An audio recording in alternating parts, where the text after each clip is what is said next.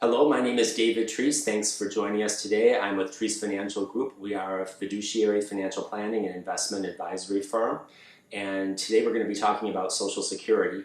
And even though we as a firm have nothing to do exactly with Social Security, we want to make sure that you understand how important this program is and how to maximize the benefits. So we spend a lot of time incorporating your Social Security benefits into our income planning for the future. And this is one of the biggest programs that people really don't completely and fully understand. So we're going to go through kind of fast a lot of the real important details that we want you to know about Social Security planning. And one of the things we want you to know is how the benefits are calculated. And so there are various rules about contributions and how that they're calculated. So basic rule number one, the monthly benefits will rise with your claiming age. So based on when you were born, you will reach your full retirement age, or FRA as we say, at either 66 or 67. It could be 66 in a few months. They changed this, the Social Security trustees have phased this in to make it more durable. We have to make changes every now and then to make sure that the benefits, the taxes received basically match. So back in 1983, the Social Security trustees extended the retirement age from 65 all the way out to 67. So the primary insurance amount is the amount that you get as 100% of your benefit at your full retirement age. So if you take it earlier, your benefits will be reduced permanently. If you take it later, as late as age 70, you get about an 8% a year bonus, if you will. And we really like you to try to postpone taking Social Security, generally speaking, to postpone it to as late as age 70. You may also create a larger survivor benefit. We're going to talk about that. So you've got your primary insurance amount. It's first calculated at age 62, and it's based on your highest 35 years of earnings. And even then, it's indexed for inflation, and there are various break points. So if you had a good salary 35 years ago, it really will still count today. If you don't have 35 years and you keep working, then you're going to be knocking out some zeros, so that really helps. So you're basically always going to benefit by working.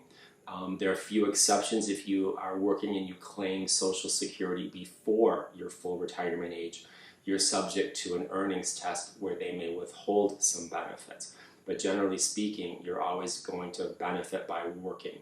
Even if you are working after age 70 and you're taking your Social Security benefits, you'll still be paying into the system and you will still get credits for the taxes that you pay. So that full retirement age is the key age we look at, and then the primary insurance amount is the key numerical benefit.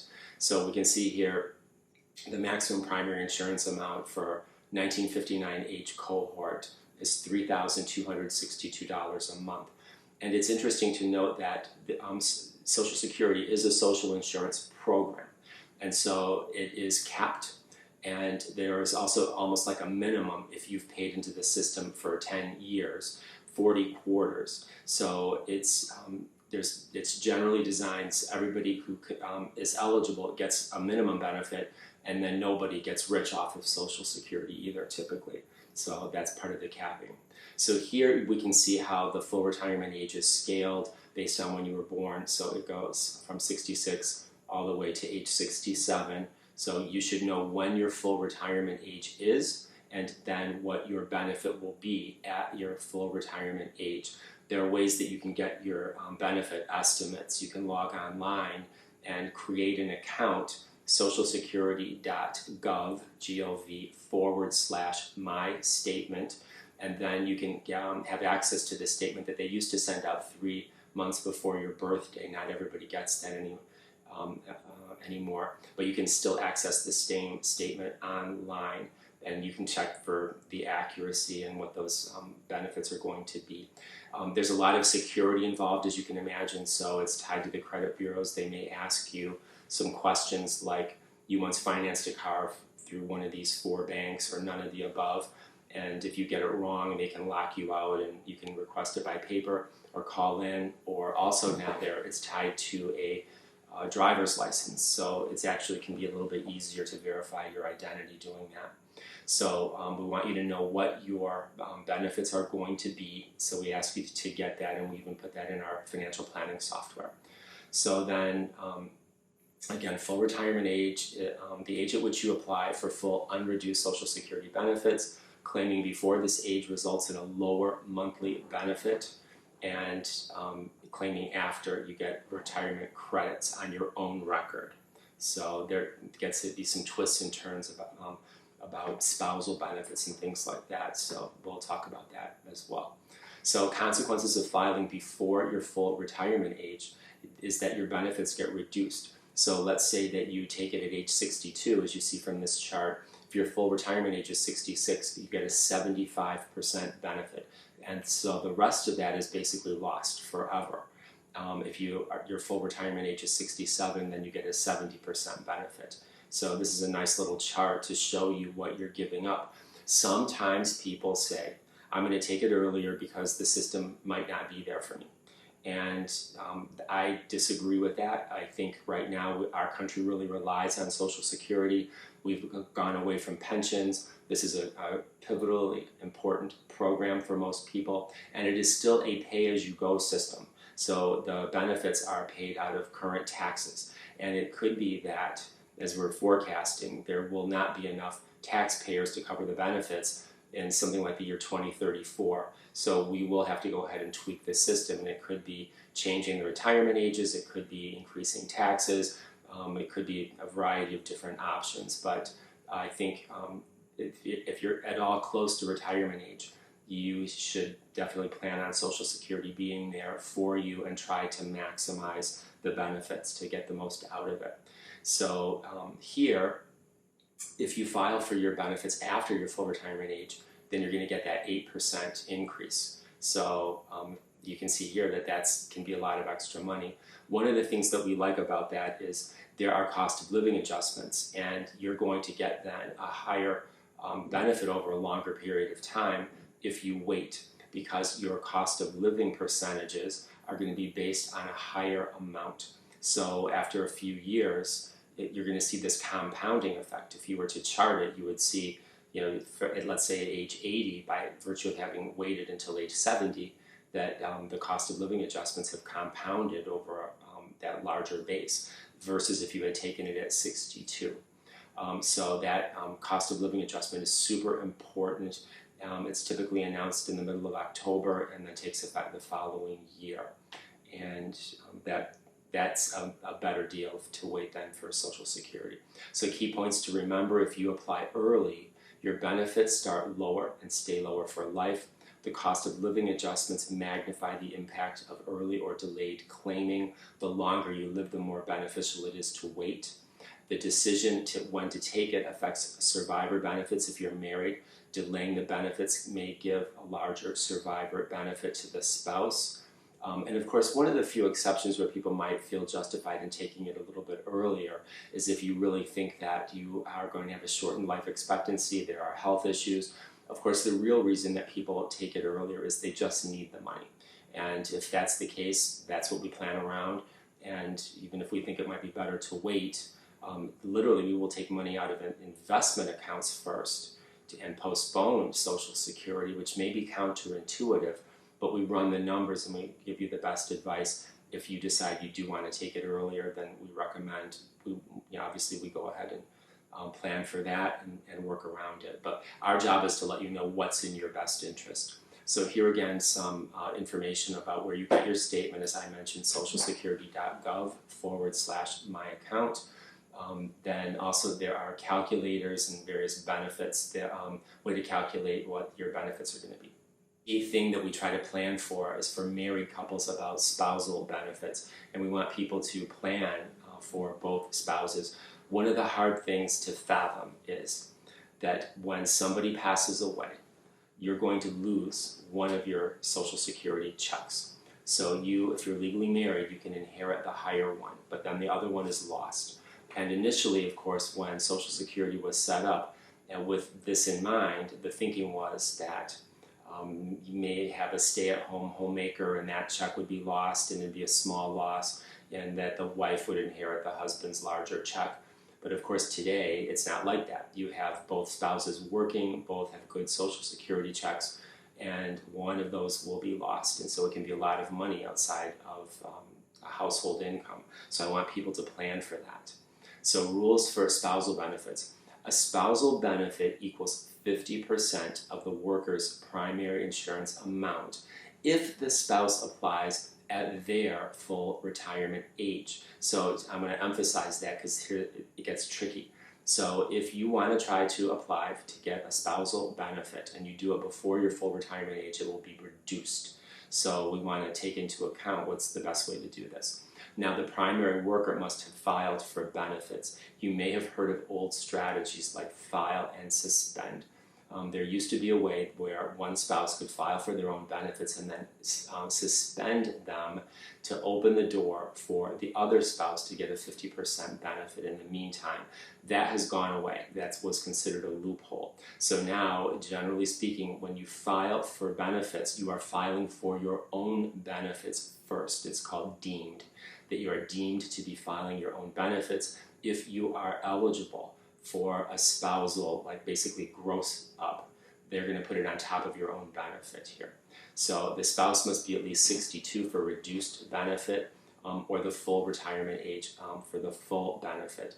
And again here, there are no delayed credits on spousal benefits after full retirement age. The only way you get those delayed benefits, that 8% a year growth that I referred to, is on your own retirement benefit. It does not apply to spousal benefits. For the most part, you can only receive a spousal benefit if it's greater than the benefit available on your own record. So that's where often it doesn't make sense to apply for a spousal benefit because you're also filing for your own benefit earlier and limiting the growth there.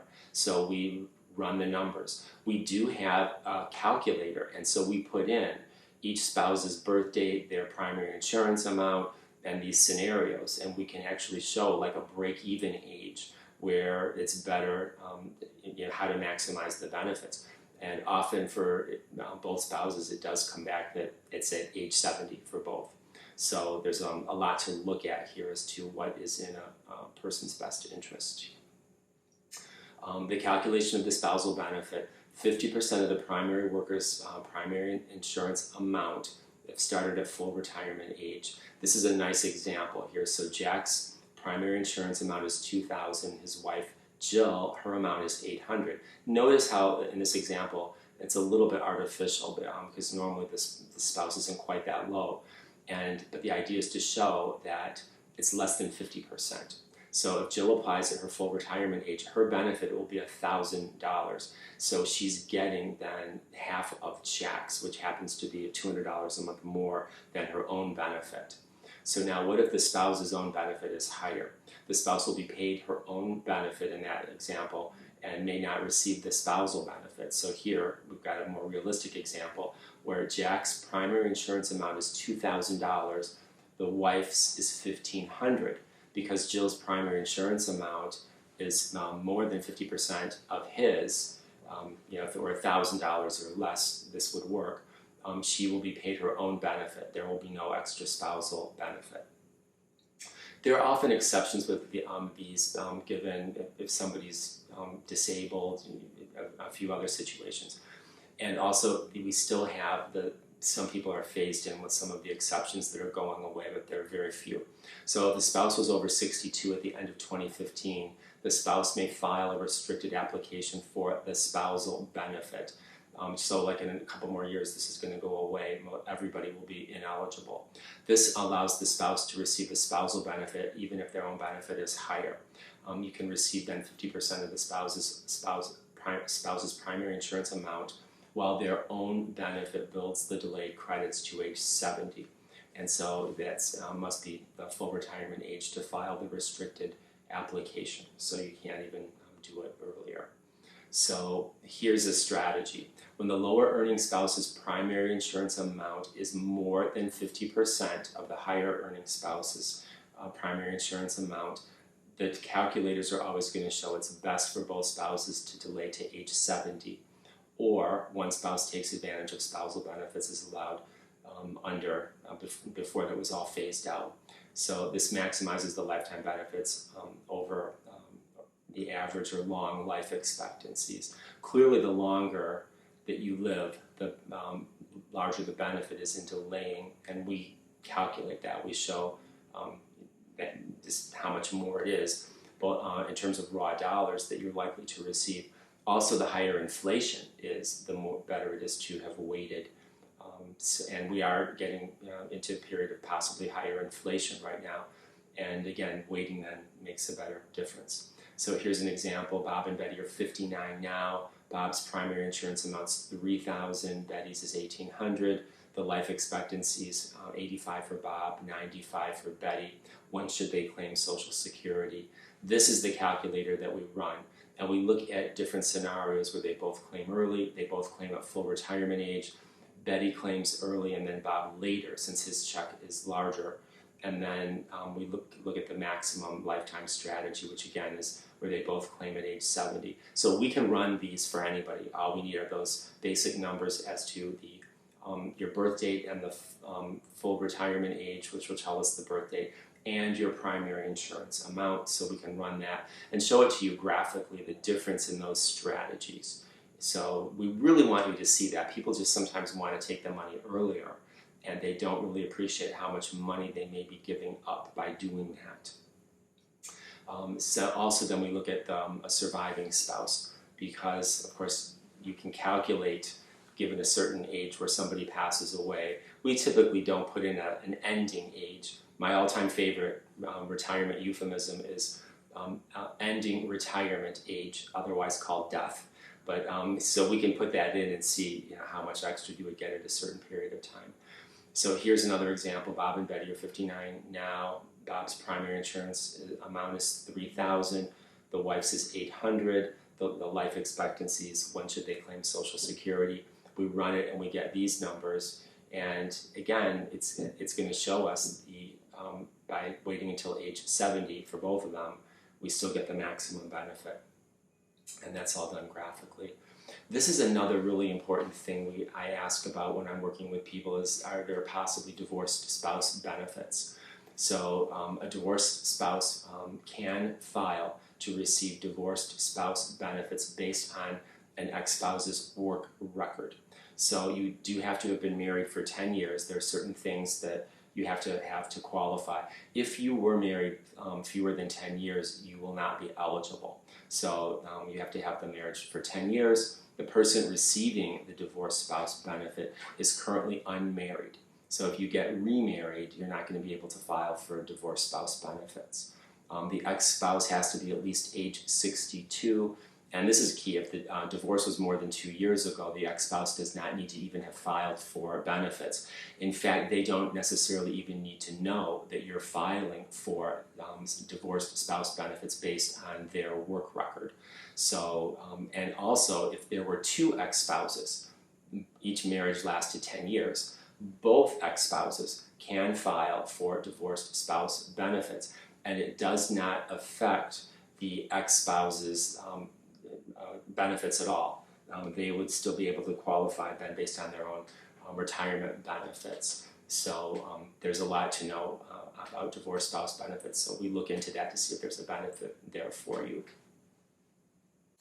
So I was saying this is a great slide to kind of explain the divorced spouse benefits. So I mentioned more than one ex-spouse can receive the benefits. It doesn't affect those paid to the worker, the current spouse, or other ex-spouses. And it's pretty straightforward to do this. You just show the Social Security Administration the divorce decree, and then divorced spouse benefits do stop upon the remarriage of the spouse collecting benefits, not the ex-husband, let's say, that you're collecting on.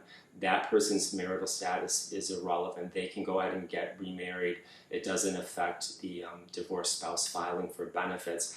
Obviously, if it did, there'd be like some revenge marriages there probably. I make some jokes about various behavior and incentives based on divorced spouses, because not only are there divorced spouse benefits, as we're going to talk about right now, there are divorced spouse survivor benefits, which are a little bit different. So now we're going to talk about survivor benefits, widows and widowers, and how they can receive benefits. So the eligibility for survivor benefits, a couple must have been married at least 9 months at the date of death, except in the case of an accident. So that matters about marriage. I want to say that sometimes people ask, what are some of the benefits of getting married? It's just a piece of paper? Should we get married? This is one of the biggest benefits, is the ability to inherit Social Security benefits if you're legally married. There are a ton of benefits, over 1,000 federal benefits. Another one is the ability to inherit an IRA as though it were always your own. Otherwise, you may have to liquidate it within 10 years. So there are a lot of marriage benefits, and that's certainly part of the Social Security system here. And the idea is to provide couples with some financial security. And that's in the case of a divorced spouse as well as for widows and widowers. And we say widow and widower. One of the things, Social Security is completely gender neutral. It does not matter if it's male or female, and that was not always true in the past. But right now it's completely gender neutral. So for the survivor, it must be at least 60 years old to get the reduced benefit, 50 if disabled, or wait until full retirement age for the full benefit. This is something that's not intuitive, and I want to emphasize this. I think it's a little bit unfortunate. So let's say that you're married and your husband or wife passes away. You probably could really use a Social Security survivor benefit. However, in order to get the full benefit, you have to wait until your own full retirement age. If you take it at age 60, then you're going to get a reduced benefit. But even worse, I want to point out, is that this is still subject to the earnings test. Because if you're taking Social Security before your full retirement age, even a survivor benefit, and you continue to work, the next year they're going to start withholding your Social Security benefits if you're making too much money over a very low limit. So there's a lot of incentive to not take your Social Security benefits, even in a survivor situation where you may really need it. The survivor benefit is not available if the widow remarries before age 60 or 50 for a disabled survivor, unless that marriage ends. This is one of the few times where there really is a marriage penalty. So we let people know that. It's like if you were planning to really rely on a wealthy former spouse's Social Security benefits and you remarry, you're going to lose the access to those benefits if you do it before age 60. After 60, you're not penalized.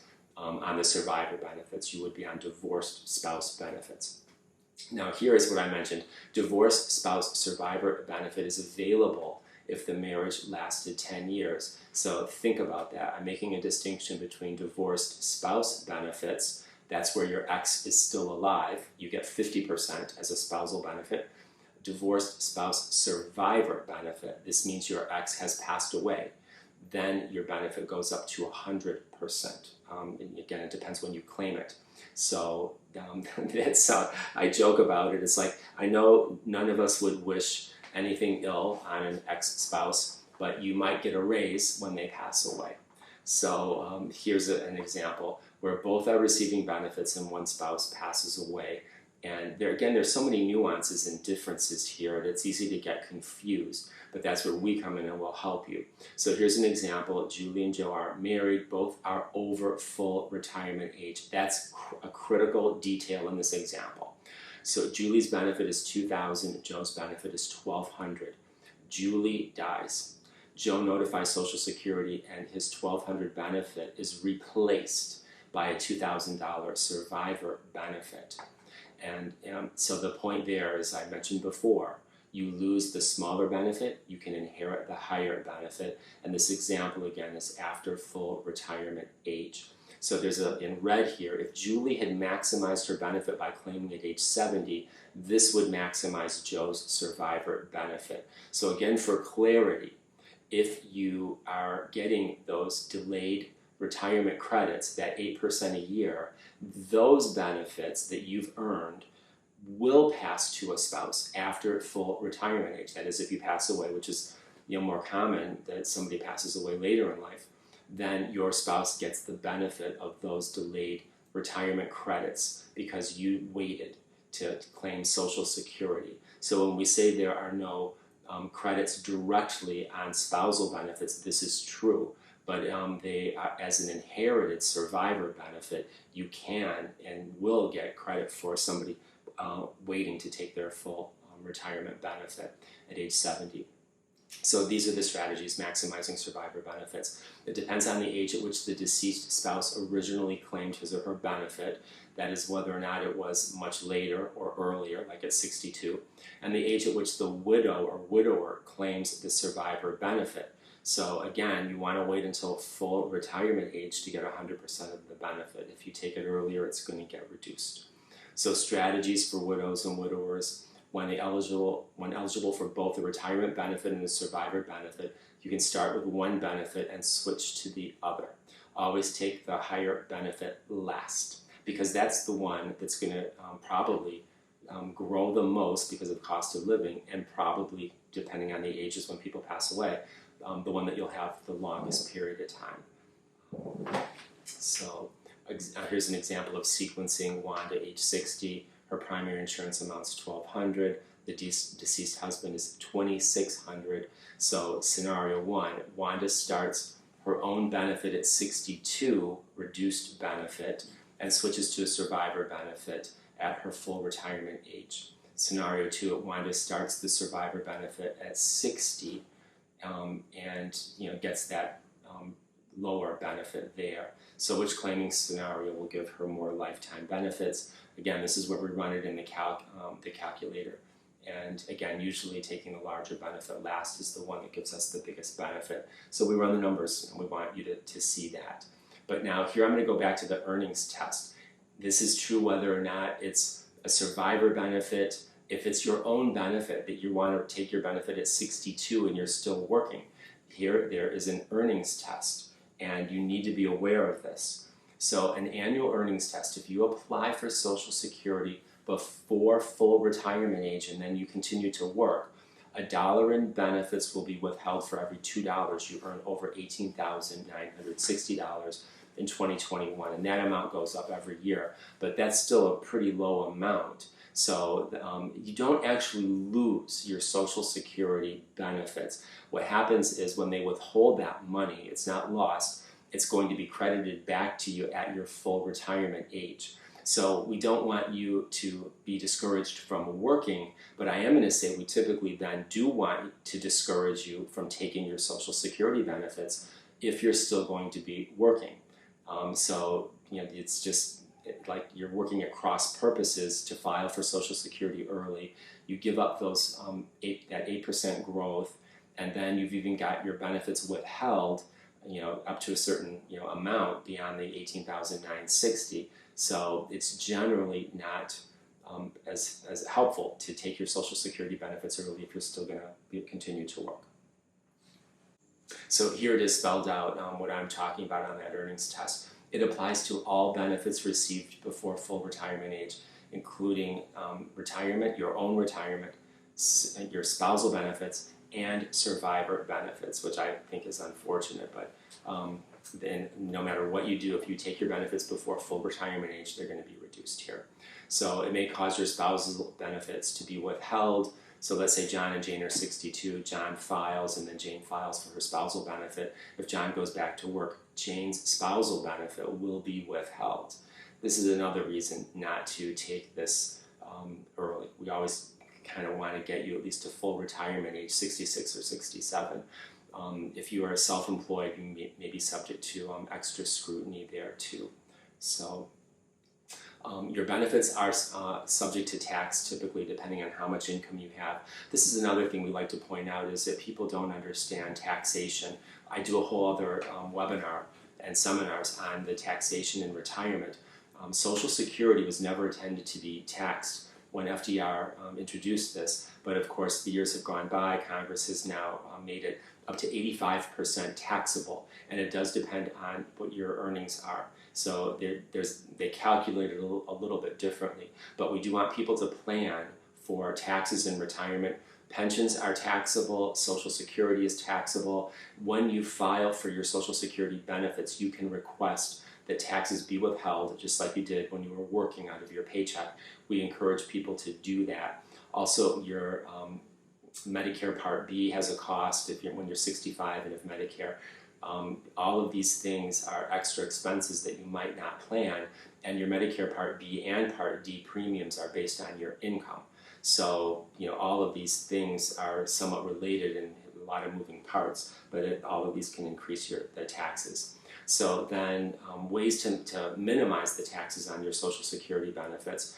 Reduce other income with tax advantage investments. We mentioned municipal bonds. It seems weird, but on your tax return, they will ask, how much is your tax-free interest? It's like, well, if it's tax-free, why do you even need to know that? The answer is it does count towards your Social Security taxation. It's added back on. Anticipate your IRA, that is your individual retirement account, required minimum distributions, which may put you in a higher tax bracket. So we look at the pluses and the minuses of drawing down earlier. Convert a traditional IRA to a Roth. Of course, we do like the fact that Roths are not only tax deferred but tax free, but then you do have to pay taxes in the year that you are doing the conversion or even a partial conversion. Delay Social Security. It reduces the number of years that benefits are subject to tax. So that can be a really good strategy for many reasons. You increase the amount that you're going to get. You postpone the taxes on it, and you have a higher cost of living adjustment. Reduce expenses and continue just to manage taxes. We really help with that too.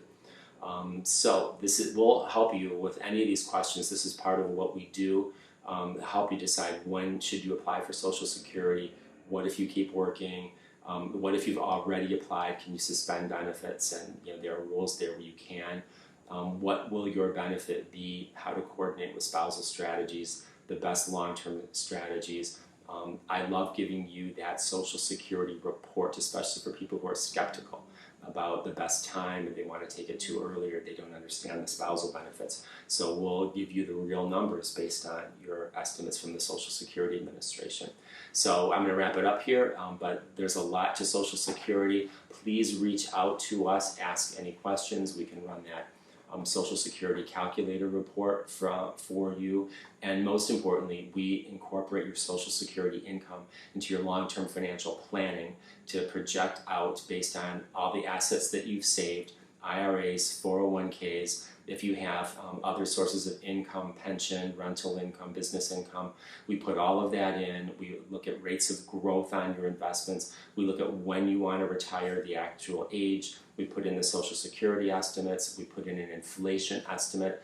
And then we look at what your expenses are. You tell us that X dollars monthly is what you want to live on. We can show you neatly you're going to be fine, you're not going to run out of money, or on the other hand, you go through your invested assets when you're 84. You run out of money. We don't like that. We want to plan and to tweak it to say you need to save more, you need to downsize, you need to not retire quite as early as you were planning. So we give you all of that feedback and those suggestions on how to put all this together so that you've got a strong sense of confidence that you can retire when you want, that you're not going to run out of money, and that you're maximizing all of the benefits available to you and the assets that you've accumulated. So thanks for tuning in, and again, reach out to us if we can help with anything.